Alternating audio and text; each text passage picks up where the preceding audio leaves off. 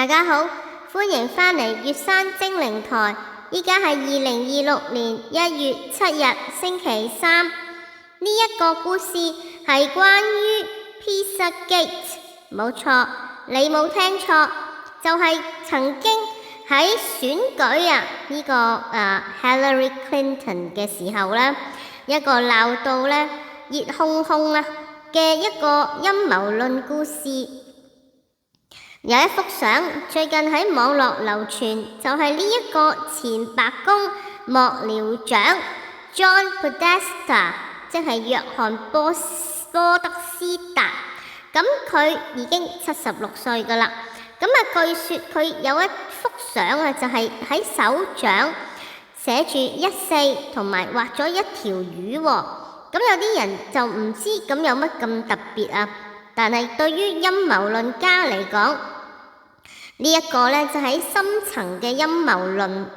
QAnon 或者 Pizzagate 嘅一個延伸理論。Pizzagate 呢個都好複雜㗎，就係之前曾經傳說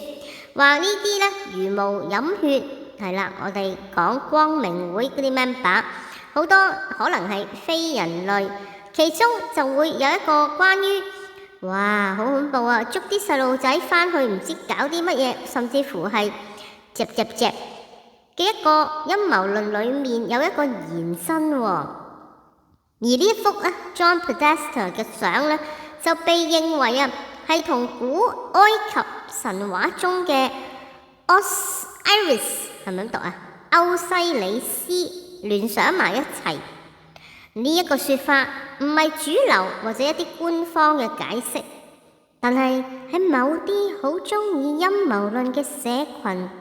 或者一啲直頭喺陰謀論裏面捲咗入去嘅人就好盛行啦。14同魚究竟有啲乜嘢關係到歐西里斯嘅邏輯呢？原來喺歐西里斯嘅神話背景裏面，古埃及同埋神話當中，歐西里斯係俾佢嘅兄弟 Set， 即係塞特殺害而且分屍。塞特將佢嘅屍體剁咗14件，撒落喺埃及唔同嘅地方。14同魚嘅連結，根據神話所說，歐西里斯嘅妻子 Isis 呢個名大家可能熟啲，我曾經都識得有個女人叫 Isis， 係一個靚女嚟嘅。我係之前同之後都冇識過人係叫呢個名，其實都比較冷門。後來大家知道啦，有一個恐怖組織就係叫 ISIS 即係一模一樣咁嘅串法，大家知啦，即係嗰個伊斯蘭國係啦。Anyway， 呢個 ISIS 啦，就係即係歐西里斯嘅老婆。佢就揾翻其中13塊屍體翻嚟，但係偏偏就唔見咗男性嘅生殖器，因為嗰個部分就抌咗落去尼羅河，就係俾一條魚食咗。所以14可以代表歐西里斯被分屍嘅總數，而魚就係代表食咗歐西里斯身體唔見咗嗰部分嘅嗰一條魚。咁點解會有呢一種咁嘅講法呢？陰謀論者就認為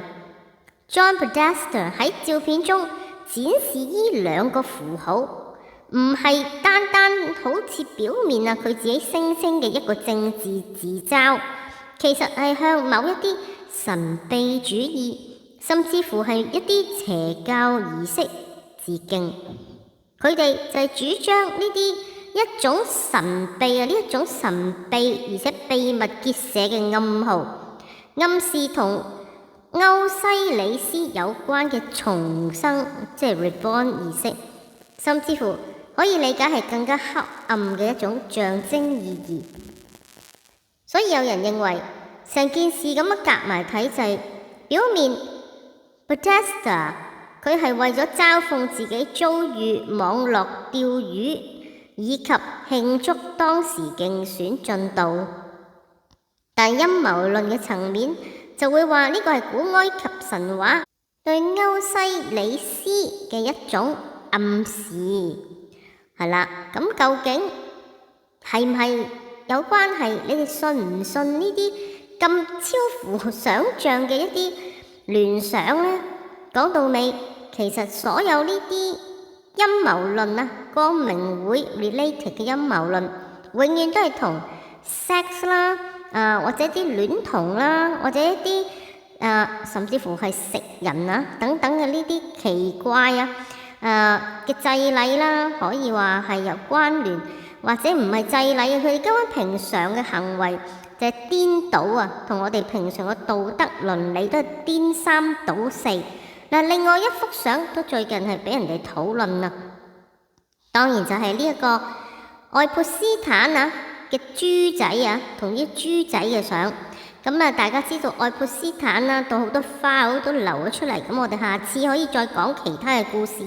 但係關乎呢一個豬仔，粉紅豬仔，好多人就認為其實都係同嗰啲即係年紀好輕嘅細路啦有關。咁呢個亦都係同披薩門可以聯想埋一齊。咁其實講翻轉頭，披薩門呢個陰謀論都係曾經討論到好緊要，就係2016年美國總統選舉週期時嘅一個好 viral 嘅一個即係陰謀論啦。因為陰謀論就係攻擊某一間餐廳，就係瑞星乒乓嘅老闆同埋員工，就係即係個 Comet 餐廳亦都遭到好多攻擊者實體破壞，即係無論網絡定實體都係好多暴力嘅對待。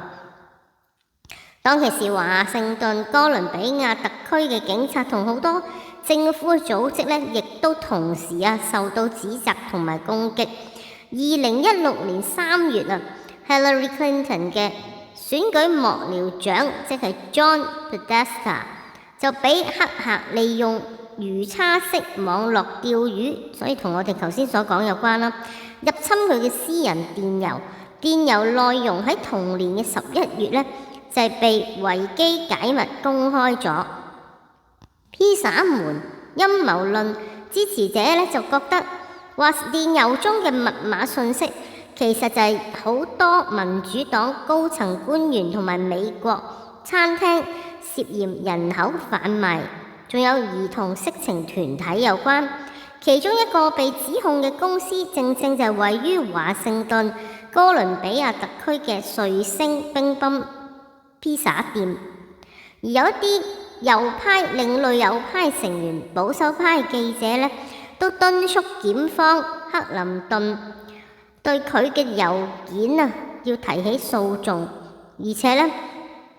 喺好多唔同嘅社交媒體啦，包括 Twitter 等等就散播呢一個陰謀論。係一個嚟自北卡羅來納州嘅男子，更加係因為咁前去呢一個餐廳，就諗住調查下個陰謀論啦。期間曾經用步槍對餐廳嘅儲物室門鎖開槍，餐廳老闆同埋個員工亦都受到陰謀論者發出嘅死亡威脅。當時嘅傳說就係話嗰個披薩店地牢就困住好多細路仔咁樣嘅，類似係咁啦。而呢個陰謀論亦都因為匿名者 Q 嘅，即係呢個 QAnon 嘅陰謀論者同抖音某啲年輕人反倒不想去跟着右翼陰謀論者走一條路，喺2020年又再一次流行。隨住陰謀論繼續發酵，漸漸變為去政治化，着眼點反而係變咗喺克林頓，由克林頓身上轉移到變咗係涉嫌兒童同埋性販賣嘅全球精英，即係慢慢轉移咗個視線喎。後來終於呢個陰謀論就受到懷疑同埋遭到踢爆，即係慢慢咁樣演變，因為冇乜再進一步嘅實際嘅消息嘛。事實查核網站 Snopes 同埋紐約時報經過詳細調查之後，終於咧就判斷呢一個係真係只係一個陰謀論，唔係實際嘅事件。咁跟住好多新聞機構咧就即係接住啦，就話呢個都係其實真係只係陰謀論，就係包括紐約觀察家報啦、華盛頓郵報，仲有倫敦嘅獨立報啊、哈芬登郵報、華盛頓時報、洛杉磯時報、霍士新聞頻道、有線電視新聞網，仲有邁阿密先驅報等等啊，都話呢件事係捏造。當然哥倫比亞特區首都警察局都同意。陰謀論嘅擁護者之後就話，其實好多引用嘅謠傳都係嚟自唔同嘅 source， 令到佢睇落好似係支持陰謀論。佢哋聲稱係受害者嘅照片，其實喺 Instagram 就攞披薩店員工嘅家人同朋友即係嗰度攞嚟咁樣可能 P 圖啦。咁後嚟夏洛特觀察報亦都話，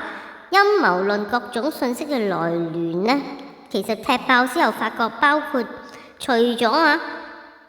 紐約時報之外，仲有霍士新聞頻道喎。咁終於去到2016年12月10日，紐約時報就發咗一篇分析理論嘅主張嘅文章，佢哋就話陰謀論者透過呢間餐廳嘅標誌同埋撒旦崇拜戀童癖嘅象徵之間嘅相似性就將呢間公司同陰謀論扯上去關係，即係將呢個陰謀就連埋一齊咁樣講。佢話事實上《泰晤士報》亦都有講好多唔相關嘅公司嘅標誌都有相同嘅地方喎，好似美國線上華納媒體，甚至 MSN。陰謀論者聲稱呢個水星乒乓地下室就係一系列呢啲非法甚至乎係有違道德嘅交易嘅核心，但係呢間餐廳實際上根本冇地下室喎，而且圖片係用嚟支撐主張呢個主張係另一度拍翻嚟，即係話將啲相輯埋埋就作咗個理論出嚟。陰謀論者聲稱有餐廳老闆身穿有宣傳戀童癖 T 恤嘅照片，但其實呢張圖完全係另一個人，而嗰件恤衫嗰件 T 恤嚟嘅話，印住 J 一個心 The Infant， 其實係代表特區嘅因凡提咖啡店同酒吧，以參與華盛頓哥倫比亞特區大多佈局嘅設計師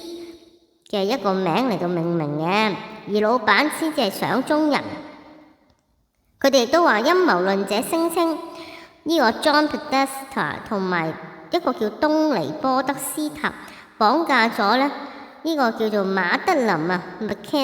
馬德琳麥肯。其實呢個就係一個失蹤咗嘅少女就喺2007年當時唔見咗嘅，係一個最知名嘅失蹤人口案之一，至今都係唔知去咗邊㗎嗰個人。係啦，咁但係其實實際上佢哋都係利用警察掃描就係聲稱，因為佢聲稱呢兩個人綁架咗嗰個女仔，利用警察掃描嚟到逃脫實際上同一名嫌疑人嘅兩張掃描係嚟自兩名目擊者嘅掃描，即係話根本唔係嗰兩個人亂咁噏，所以冇所謂受害者企出嚟，亦都冇揾到任何嘅物證。即係簡單啲佢哋就話呢件事完全都係捏造出嚟。係啦，咁公眾其實對於呢件事最後都係信嘅人依然會話唔係喎，應該佢哋掩飾咗，即係真係有呢件事。唔信嘅人就當然覺得呢啲只係一個搞笑嘅事，所以說到底呢件事就慢慢咁樣落幕。但係隨住呢一幅John Podesta 14魚呢幅相出翻嚟之後，有人就調翻轉，好似我哋上次講咁啦，佢擺到明就係 mocking 嘲笑你哋啦，即係講到出口。呢個亦都係好多光明會嘅人經常都會做嘅嘢，就係覺得我就算兜口兜面話俾你知真相，你都奈我如何你可以點吹咩咁樣。咁所以呢啲事情往往就係咁樣一路發酵，信嘅人繼續信，唔信嘅人就覺得係一個笑話。唔知大家又覺得呢個說法係咪非常之迷離，非常之真實，定係你覺得一笑置之，係一啲陰謀論家為流量老作出嚟嘅故事呢？大家同我分享你嘅意見啦，下條片再見。歡迎大家嚟到月山精靈說故事的人，呢一個 channel 係為大家講唔同類型嘅故事，有奇幻，有迷離，有詭異，有啟發人心，期望為大家帶嚟更加多有趣嘅內容。